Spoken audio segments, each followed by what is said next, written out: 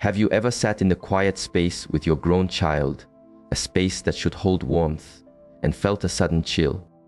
Perhaps a word is spoken. It is not a shout, but a whisper that lands in your heart like a stone in a still pond, and the ripples spread. You feel it in your body, a tightening. Yet, the mind quickly smooths the water. They are your child, it says. The vessel you poured your life into. You remember holding them, a small seed of potential in your arms. Now, they are a tree with branches reaching for their own sky, with their own storms. So when a branch scrapes against you, harsh and sharp, it is easy to find a reason. Fatigue, a passing storm. Perhaps the gardener is too sensitive. But what if these are not just stray branches? What if they are signs from the root system, revealing an imbalance in the very soil of your connection? What if this connection, meant to nourish, is instead drawing life from you? We are not speaking of the winds of disagreement that blow through every forest. That is the way of life, the natural rhythm of growth. We are speaking of a pattern, a persistent current in the air that speaks of a deeper imbalance. Words that reveal a forgotten respect, a clouded heart. Words that, when spoken again and again, chip away at your own inner mountain, eroding your stillness, your footing, your peace. This is not a path to severing the root. It is a path to understanding the garden. It is about recognizing when a boundary has been washed away and finding the strength to redefine your sacred ground, even if it means stepping back from the shade of a tree you have grown, when it no longer offers life, but only shadow. Have you heard the words, "You were never truly there for me," spoken with a subtle poison, long after the seasons you worked 2 fields to provide, poured your own wellspring into their roots? It strikes at your core. It makes you question the very soil you provided. But I invite you to remember this: you were not a perfect gardener, but you gave the water you had. And when another refuses to see the water because they are focused only on the thirst, you must protect your own well. So let us walk this path together.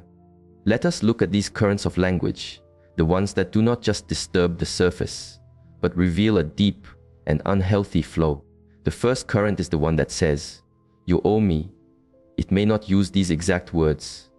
It may hide in the shadows of phrases like, "After all I suffered because of you," or "My struggle is the fruit of the tree you planted." But the energy is the same. It asks for payment. Your time, your resources, your peace of mind. It is as if they hold a part of your spirit hostage, demanding a ransom for a debt that was never recorded in the book of love. This is not the flow of love. It is the signature of control. The love from a child to a parent should be a river flowing back to its source in gratitude. This does not mean they cannot speak of a time of drought or ask about the rocks in the riverbed of the past.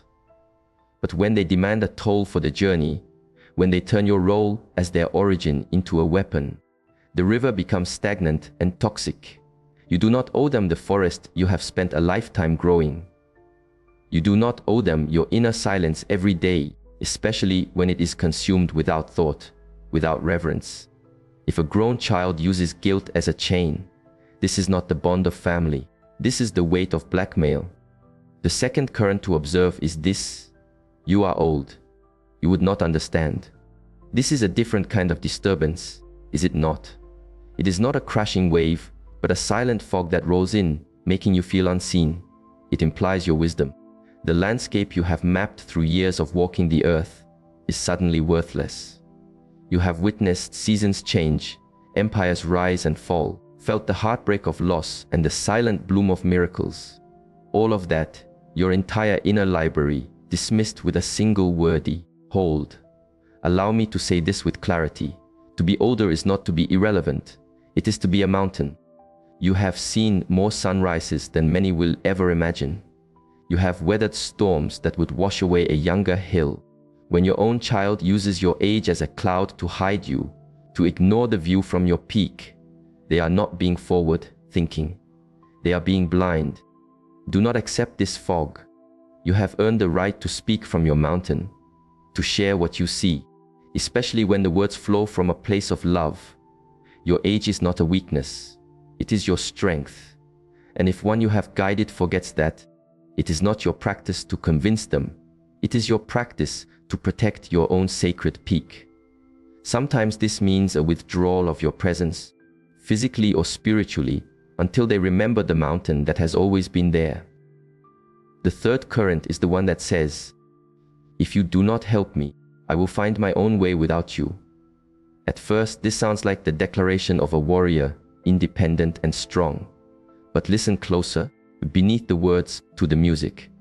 Is it the song of maturity or the drumbeat of a threat? Is it a statement of self-reliance or an ultimatum designed to bend your will? Too often, this is the language of a false choice. Give me what I want, or the river will cease to flow to your shores. As a source, that is a fearful thought. The fear of being disconnected from the life you created can cause you to give again and again. But a dynamic built on this fear is not a bridge. It is a cage. And love, true love, never speaks in threats. True love says, your support would be a blessing on my path. It does not say, give me the blessing, or I will burn the path. If your child's warmth is present only when they need fuel for their fire, if their affection is conditional upon what you provide, then what you share is not a relationship. It is a marketplace. And your spirit is worth more than any transaction. You have spent years, decades, building the temple of your life, your home, your heart's memories. This season of life is meant for stillness. It is meant for the harvest of joy, rest, and deep connection, not for responding to demands or walking on cracked earth. I know this is not simple. To step away, even in spirit, from a part of your own heart goes against the deepest instincts of a caregiver. But sometimes love must say, enough. Sometimes, protecting your own garden is the highest form of love, for it teaches others where the sacred ground begins. You are not abandoning them by drawing a line in the soil. You are reminding them that water must flow both ways, that your value is not diminished by time, that your love is a spring, not a debt to be collected. And I promise you, the moment you reclaim the stillness of your own mountain, the moment you cease to tolerate the harsh winds simply because they come from a familiar direction, you will feel the air clear. You will feel lighter, anchored, and free. But let us continue our journey, for there are more currents to observe. Each one carries a lesson about how we are treated and how we must learn to treat ourselves. When someone you love begins to see you as a resource rather than a source, when their words carry more weight of control than compassion, it is not just a disappointment. It depletes the spirit.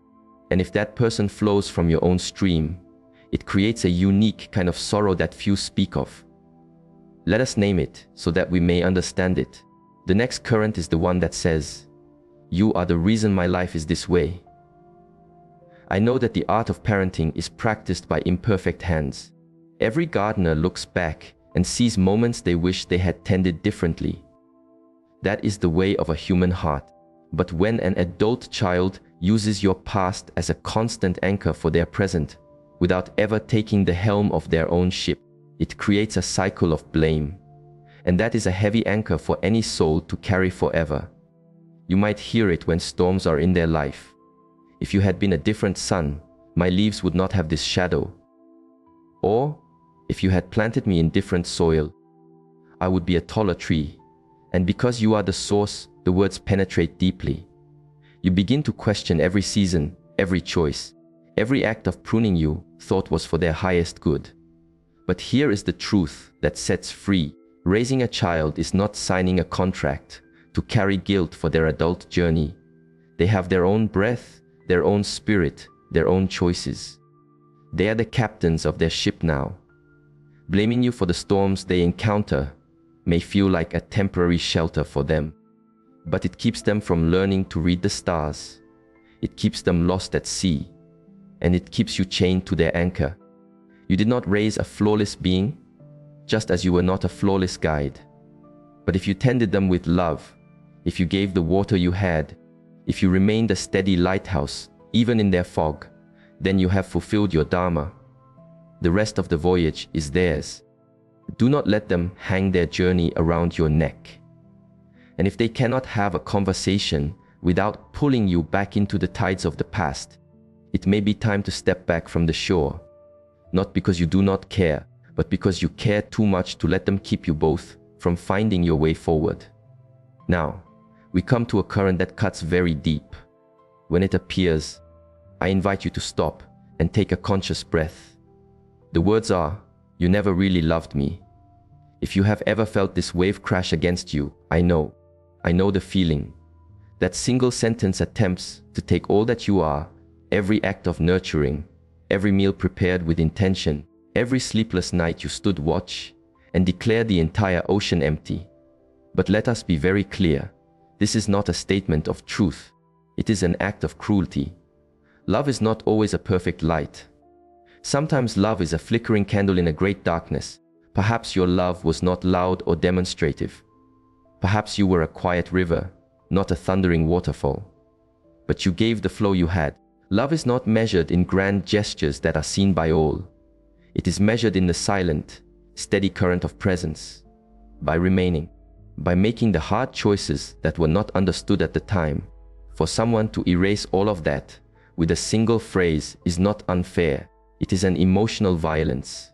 It is often a tool used to win a battle of wills, to devastate you into surrender, into begging for forgiveness for a crime you did not commit. You cannot spend the golden season of your life defending your heart to someone who has chosen to see it as empty.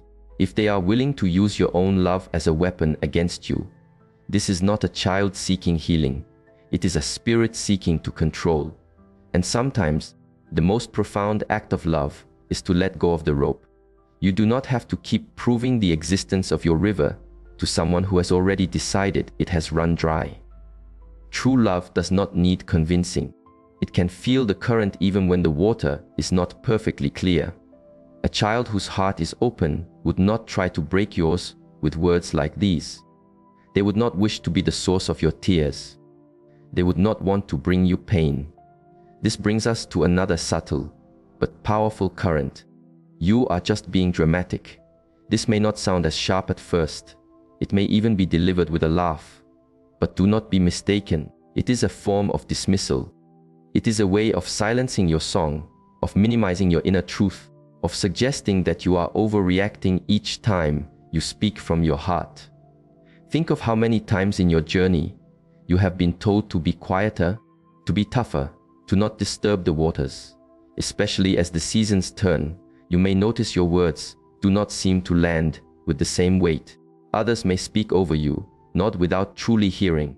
So when your own child brushes away your feelings with, "You're just being dramatic," it reinforces a painful story that your emotions are invalid, that your perspective is obsolete, that your voice no longer belongs. But let me say to you now, your voice matters more than ever. You have lived, you have learned, you have endured. Your perspective is not drama, it is a tapestry woven from experience. And when anyone, especially one you have raised, tries to make you feel small for speaking your truth, that is not just disrespect.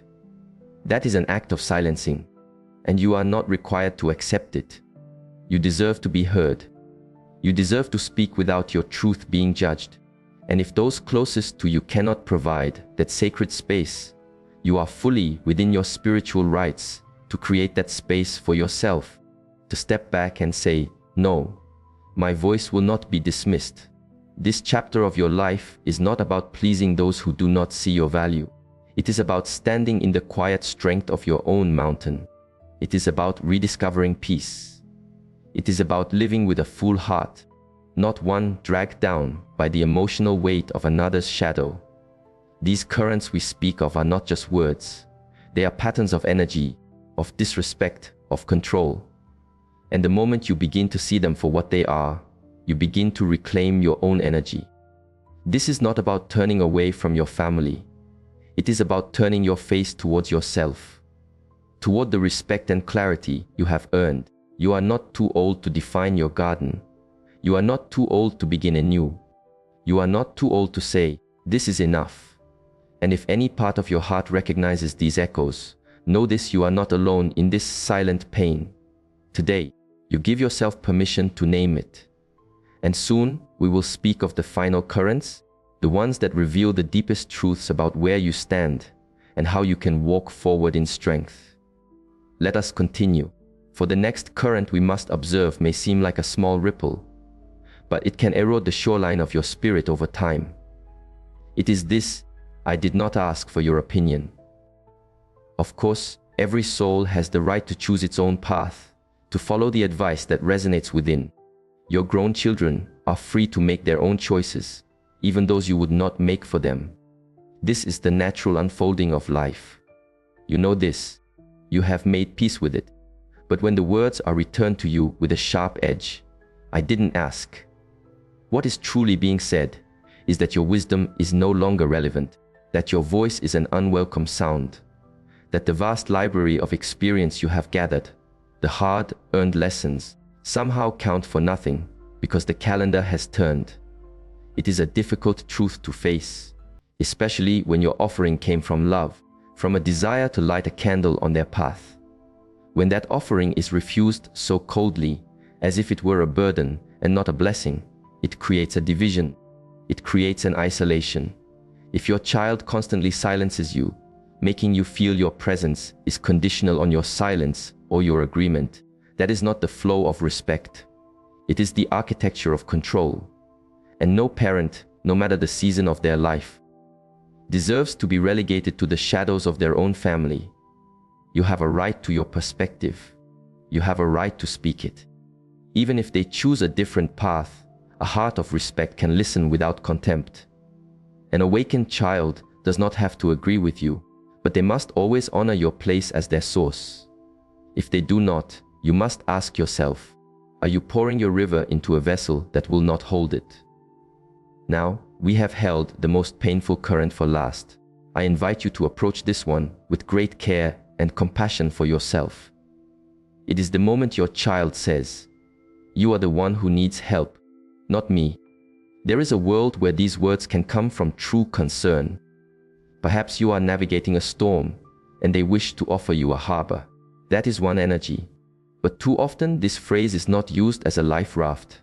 It is used as a mirror of deflection, a way to avoid their own reflection by turning all light onto you. Imagine you are trying to address a wound, the way they treat you, the energy they bring into your space, and instead of listening, they reply, "You are the one who is unstable. You are the one who needs a guide. You are losing your grasp." This is not care. This is a form of spiritual confusion known as gaslighting, and it is a dangerous poison, because the moment you begin to question your own perceptions, your own feelings, your own memory of the flow of events, you become unmoored. You are easier to steer. You begin to shrink, to doubt, to apologize for wounds you did not inflict.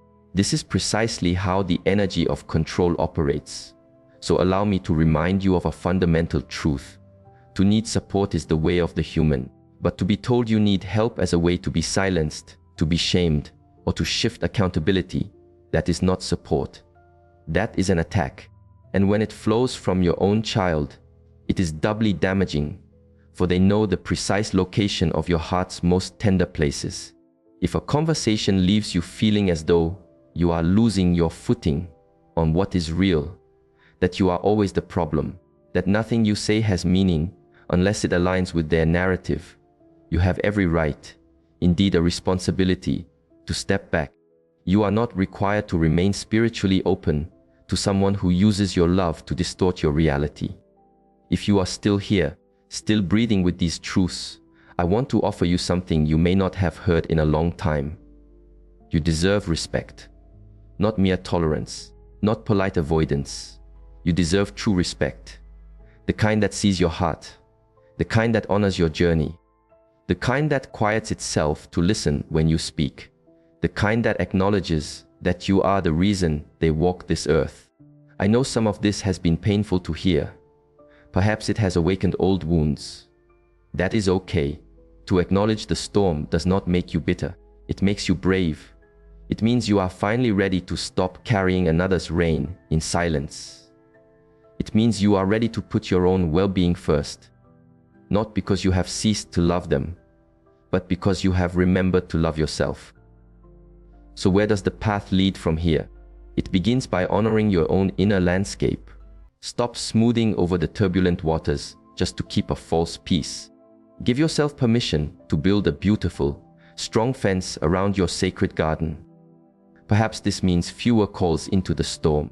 Perhaps this means saying no to the sudden demands that drain your well. Perhaps it means one final, clear conversation that begins with, "The way you speak to me is no longer a current I will allow in my life." And perhaps, in time, their own spirit will awaken. They may see the mountain they had covered in fog. But even if they do not, you will have chosen your own dignity over their drama. You will have chosen your own inner peace over the need to please. And that, my friend, is one of the most powerful practices you can embrace in this season of your life. You have earned your stillness. You have earned your voice. You deserve to spend your golden years surrounded by the warmth of those who see your light, not those who question it. If this journey has touched something within you, please take a moment to share your own reflections. You never know who else is walking a similar path, feeling they are alone in the wilderness. If this has been helpful, let it be a sign of your own awakening. We are here to support one another in these honest conversations, to help each other stand tall and live with an open, protected heart. Here's to protecting your peace. Here's to honoring your own deep worth. And here's to walking forward in the strength of your own quiet wisdom. You are not alone, and you are not powerless. You are a mountain of experience, a river of resilience, a heart of deep love. You deserve a life that reflects that. Here's to living your fullest truth. At any age, I will see you on the path. Stay strong.